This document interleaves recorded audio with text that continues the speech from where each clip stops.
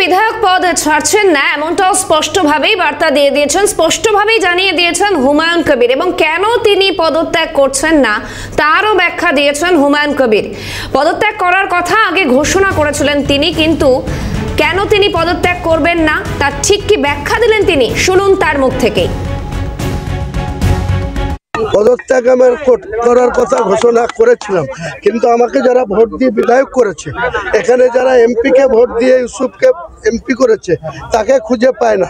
প্রতিদিন আমাকে স্কলারশিপ থেকে শুরু করে আধার কার্ড থেকে শুরু করে অনেক পেপারস ওয়ার্কে সই করতে হয়।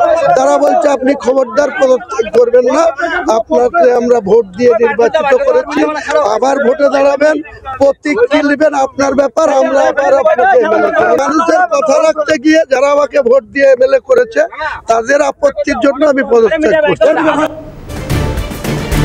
এ বিষয়ে কংগ্রেস নেতা অধীর রঞ্জন চৌধুরী কি বললেন, পাশাপাশি তৃণমূলের তরফে মন্ত্রী শশী পাঁজা তার কি প্রতিক্রিয়া, শুনুন।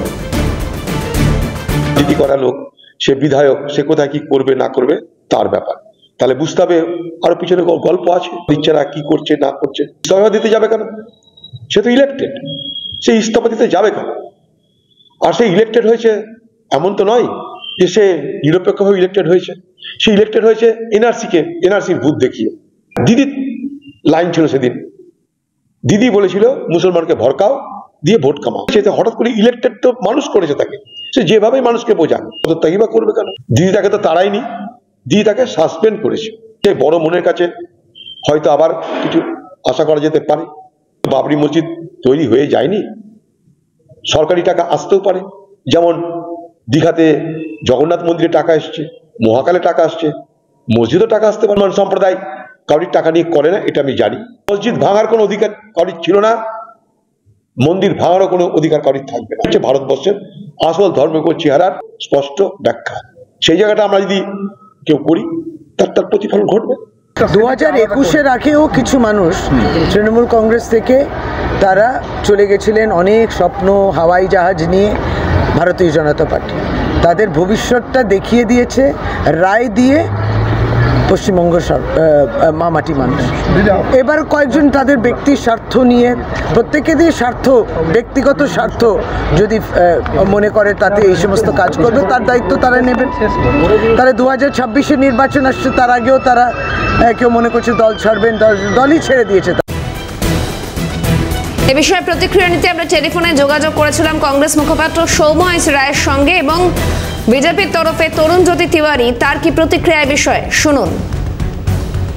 বিধায়ক অন্য দল থেকে যখন দল ভাঙিয়ে নিয়ে যায় তখনও কাউকে পদত্যাগ করে না। নীতি নৈতিকতা এসব তো তৃণমূলের এই ডিকশনারি তৃণমূল কংগ্রেসের পড়েনি কেউ। তো তৃণমূল কংগ্রেসের এমএলএ এর থেকে ভালো কি করবে? তো তাকে বহিষ্কার করার পরেও সে মানে সম্পূর্ণটা মাননীয় মুখ্যমন্ত্রীর যেটা বলছেন, আর দেখেছেন আমরা আগেও বলেছি, এবং দেখুন হুমায়ুন বাবু স্বীকার করছেন যে অধীর চৌধুরীকে হারানোর জন্য, অধীর বাবুকে পরাজিত করার জন্য যে ধর্মীয় উন্মাদনা এবং নোংরা খেলা যে তাস খেলেছিলেন, বলেছিলেন আমরা 70% ভাগীরথীর জলে ভাসিয়ে দেবো, তার জন্য শক্তিনগরে দাঙ্গা হয়েছে। বিধায়ক পদ কেন ছাড়বেন? উনি যেটা করছেন সেটা তো মমতার আদেশেই করছেন। তৃণমূলের হচ্ছে সাসপেনশন, যে টারাবুল আগেও অনেকবার করেছিল, আপনারা জানেন।